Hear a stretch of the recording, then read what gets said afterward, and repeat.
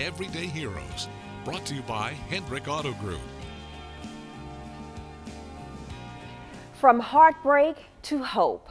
Despite a devastating heart diagnosis for their sweet baby boy, a Lowcountry family is doing what they can to raise awareness for the American Heart Association. Jessica and Hampton McDevitt are our everyday heroes.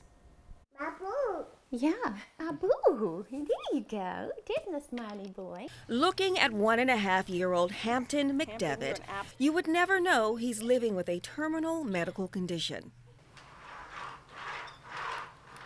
He's a laughing, stairs-climbing, busy toddler. He's a precious baby. He's so precious, and he's definitely happy-go-lucky and just loves everything. He's a very sweet, sweet child. Hampton was born with a congenital heart defect.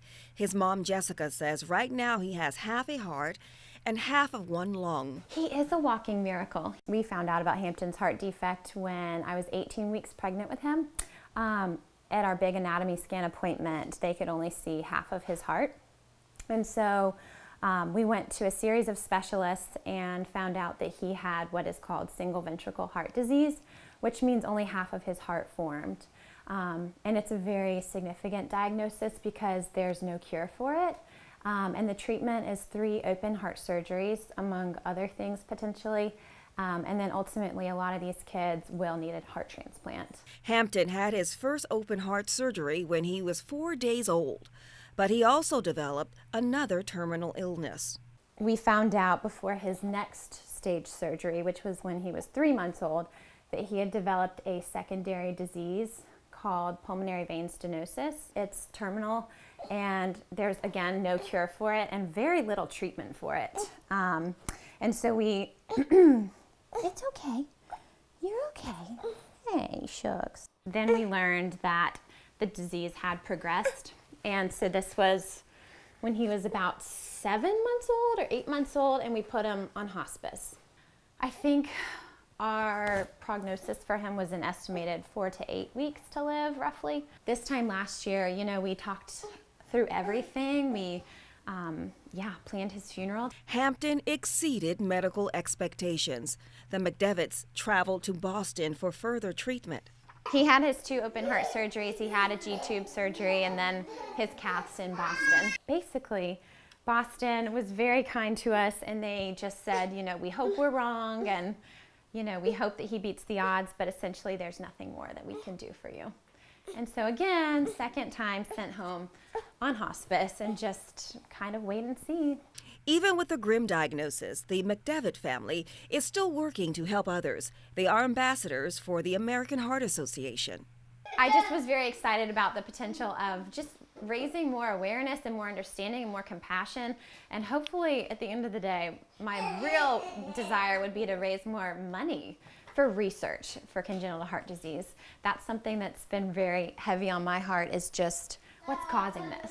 What's causing it? If we can just nip it in the bud on the front end, you know, and not have to go through what we're going through. What noise does this make? Ving, ving! Ving, ving! That's right. Through a cloud of heartbreak, the family sees hope. He's almost 2. He's lived for a very long time with it, so we're thankful for that, for sure. I just hope that this story can encourage somebody. Maybe they got a very bad diagnosis, maybe they're about to get one, you know, and we're as bad as it gets, I think. You know, learning that your son is terminal and has been for a while is absolutely heartbreaking, but there's so much joy on the ride. Life is good in the midst of horrific heart disease. When you look at Hampton, what do you see? My buddy, and hope. And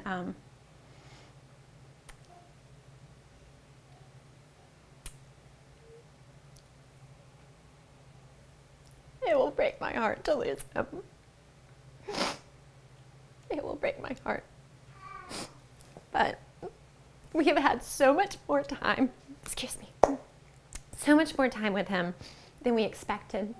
And I've gotten to hear him say mommy, and gotten to hear him call out for Miller and daddy, and, you know, all of those things that we will hold onto forever, that we never expected to get to see. And so I see heartbreak, but then I also see extreme hope. Extreme hope.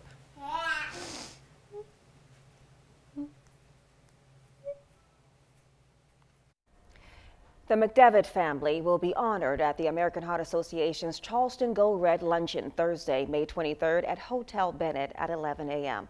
I'm honored to serve as MC for this fundraiser event. For more information, head to heart.org.